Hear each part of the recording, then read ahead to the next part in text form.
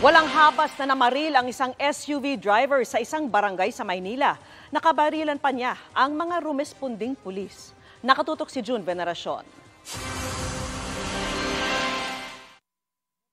Nabulabog ang mga nakatira sa barangay 570 Sampaloc, Maynila.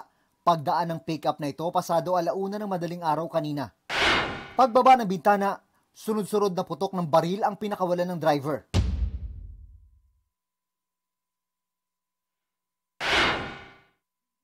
Hindi malinaw kung sino o aling bahay ang kanyang pinapaputukan. Naglabasan ang mga tao hanggang sa dumating ang 2 pulis. Hindi pa pala nasiyahan ang babae nagpaputok ng baril dahil matapos ang halos 1 oras, muli siyang bumalik dito sa barangay 570 at nagpaputok na naman ng baril.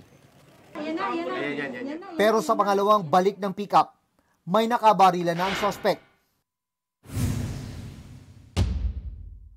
Napatigil ang pagputok ng lalaking naka-shorts nang mag-jam ang kanyang baril. Nakilala siyang si Police Major Romel Purisima na residente sa lugar. Hinabol ng mga pulis ang pick-up. Hindi lang pala isa ang sakay nito. Lakas po talaga po ng loob ng babae na po nun.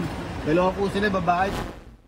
Nagkahabulan at pagdating sa isang stoplight, doon na hinarang ng police mobile ang pick-up. Arestado ang driver na si Kirsty Ross Castro. Patay ang kanyang kasama na hindi pa nakikilala. Iniimbestigahan pa kung sino ang nakabaril sa kanya. Nagkaroon sila ng exchange of fire pero according dito sa mga polis natin, wala silang intention doon kundi ang kanilang pinaputukan itong gulong. Pero pinapaputukan daw sila nitong ating suspect. Galing daw sa Baguio City ang suspect. Inaalam pa ng mga pulis ang kanyang motibo. Pinagtataka lang din natin siya. Nagpaputok siya doon sa lugar na yon at binalikan niya at doon muli siya nagpaputok sa lugar na yon. Nirelieve muna sa pwesto ang 3 pulis na rumisponde habang gumugulong ang investigasyon. Hindi muna sila nagbigay ng pahayag sa media. Tumanggi rin ang suspect na magpa-interview. Initially, ang ikakaso natin dyan, yung illegal possession of firearms at saka yung siyempre yung alarming scandal at saka yung direct assault kasi binaril niya itong mga pulis natin.